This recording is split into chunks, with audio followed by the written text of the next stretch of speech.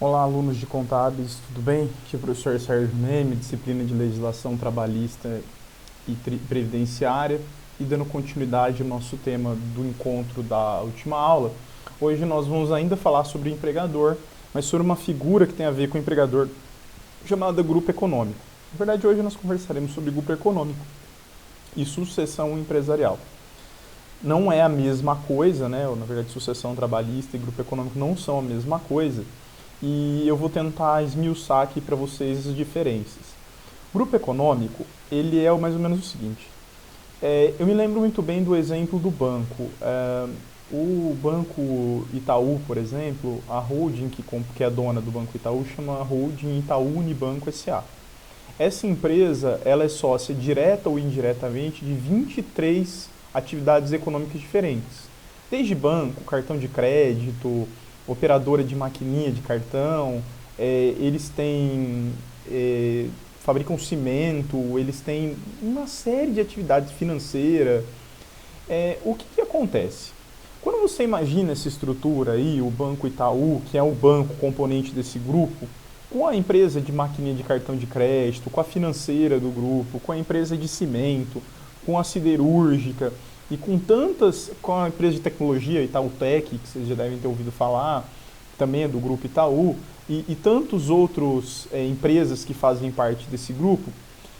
Para quem olha de dentro, para quem é funcionário, por exemplo, do banco, eles vão falar, não, são empresas diferentes, né? São empresas diferentes, mas para quem olha de fora, isso é tudo um grande conglomerado, né? Ou seja, eles são todos um conjunto de atividades empresariais que atuam junto por um princípio econômico também conhecido como sinergia. É claro que quando você tem um banco, é normal que você queira ter uma financeira, porque eles se complementam. O negócio da financeira, a financeira precisa de uma instituição bancária para fazer suas operações. E o banco, de uma certa forma, quer vender produtos que é de uma financeira. Uma maquininha de cartão de crédito, uma empresa de cartão de crédito, uma empresa de tecnologia da informação. Tudo isso são questões sinérgicas, ou seja, eles são atividades empresárias que se complementam. E não tem nada de errado as empresas se organizarem dessa forma. Pelo contrário, isso é até algo muito natural hoje no mundo, né? Que as empresas elas acabem comprando outras. Vejam só um exemplo. O Facebook é dono do grupo que é dono do Facebook, é dono do WhatsApp, é dono do Instagram, é dono de uma série de outras franquias. O Google é dono do Gmail, é dono do YouTube, enfim. Esses grupos eles formam esses conglomerados. E eles formam isso por uma questão, talvez, de interesse econômico em comum. Como isso afeta as relações trabalhistas? Olha, a CLT, depois da reforma, depois do ano de 2017, tentou deixar isso muito claro. Empresas que formam um grupo econômico têm uma, digamos assim, uma relação entre elas. E qual a consequência jurídica para isso? A solidariedade passiva em matéria trabalhista. E o que isso quer dizer? Solidariedade passiva quer dizer o seguinte: se um empregado é empregado do banco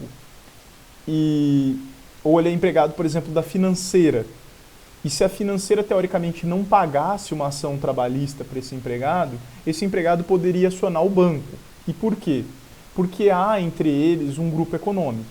Como caracterizar esse grupo econômico? A CLT, depois da reforma, buscou estabelecer critérios para isso. Não é só empresas que atuam junto, tem que haver entre elas, digamos assim, um vínculo, um aproveitamento de estrutura. O novo parágrafo 2º do artigo 2º da CLT, ele é bem categórico, diz assim, olha, essas empresas, elas têm que ter um objetivo em comum, elas têm que ter uma relação entre elas. E é essa relação que forma o grupo econômico. Você não vai ter um grupo econômico entre uma empresa e um fornecedor, porque eles não atuam junto, né? Eles simplesmente atuam ali, um compra do outro, mas ele é fornecedor. É diferente, por exemplo, do banco e da financeira que compõe o banco. Ou, por exemplo, o Sesumar e existe acredito eu que deve existir um CNPJ que cuida das matérias EAD. Né? O Sesumar EAD é uma outra empresa. Eu tenho vínculo com o Sesumar, com o Unicesumar, que é a universidade do cursos presenciais. Mas a gente já tem que reconhecer que entre elas há uma sinergia. A propaganda de uma favorece a outra.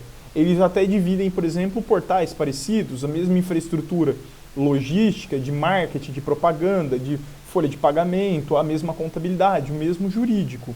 A diferença é que eles têm um interesse em comum, né? E por isso, entre o Sesumar e o Sesumar EAD, você tem um grupo econômico. E para que a CLT quis criar essa figura do grupo econômico? Porque isso é uma garantia a mais para o empregado.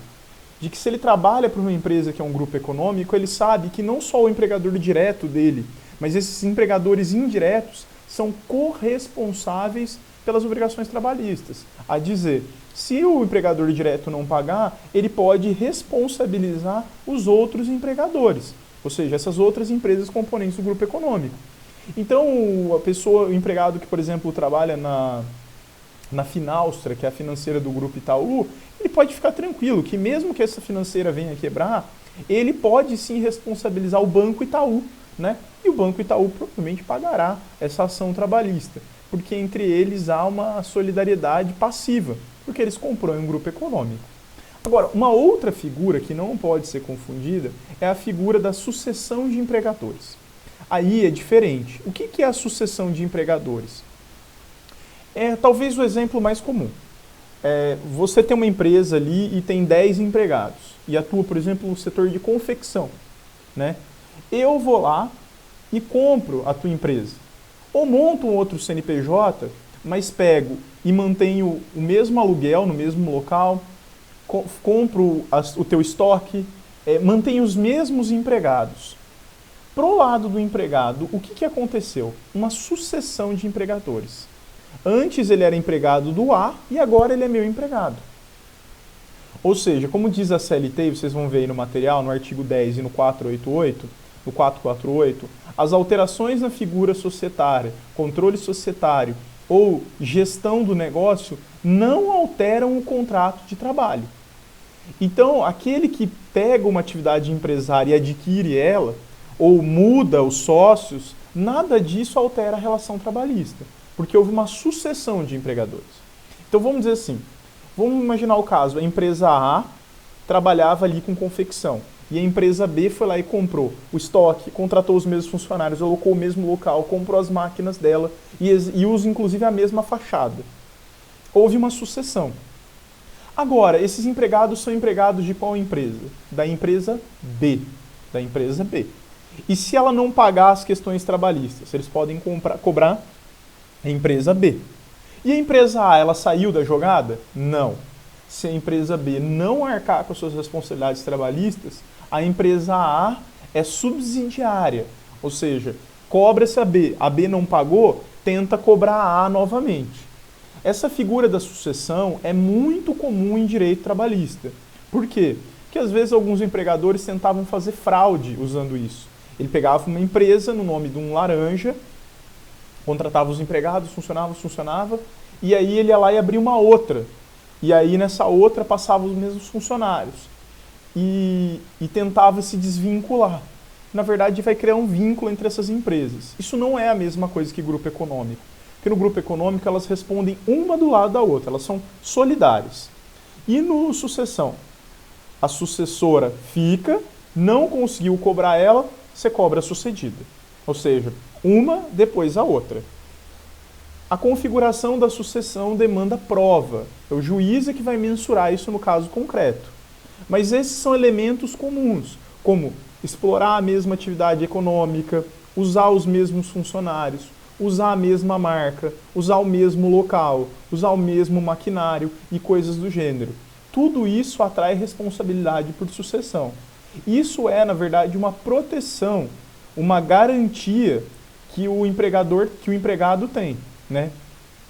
Ou seja, o empregado tem uma garantia a mais, uma proteção a mais, porque se ocorreu a sucessão, ele vai saber que ele tem, na verdade, duas pessoas a cobrar, o seu atual empregador e ele pode cobrar também o anterior, desde que ele tente cobrar o primeiro atual. E muito importante, isso limita só do período em que eu comprei a empresa, dali para frente que eu respondo? Não. Quando você compra a empresa, ou quando você sucede alguém, você sucede todo o passivo trabalhista, inclusive o já consolidado. Então você pode assumir dali para frente. Vou citar um exemplo, uma coisa que eu atuei profissionalmente. Um laboratório, né, de exames médicos. Tinha um monte de ação trabalhista, um monte de passivo. Um outro laboratório veio e assumiu, os mesmos funcionários, mesmo local e tudo. Esse novo laboratório acabou respondendo por todas as dívidas do outro. Isso já era previsível e, no caso, até foi uma estratégia de negócio. Eles mensuraram o passivo trabalhista, olha, eu devo tanto, e a partir de agora eles sabiam que todo aquele antigo passivo ia ser para ele. Um último exemplo aí, para a gente encerrar sobre sucessão trabalhista, é o caso do HSBC e do Bradesco. O Bradesco comprou a operação do HSBC no Brasil, não comprou o HSBC, porque o HSBC atua no mundo inteiro, mas comprou a operação brasileira do HSBC, e o HSBC tinha mais de 40 mil funcionários. Quando o Bradesco comprou, ele sucedeu o HSBC. Hoje, um ex-funcionário do HSBC é funcionário do Bradesco. E se quiser entrar com uma trabalhista, vai entrar contra o Bradesco, que sucedeu, né? Isso, inclusive, é reconhecido entre eles. Se você processar o HSBC, o próprio Bradesco vai chegar lá na ação trabalhista e dizer, não, olha, agora eu sou o responsável, porque agora houve uma sucessão entre nós. A ideia é essa. Não deixem de dar uma lida no material, não deixem de responder o fórum. Uma boa semana para vocês, bons estudos e um grande abraço a todos.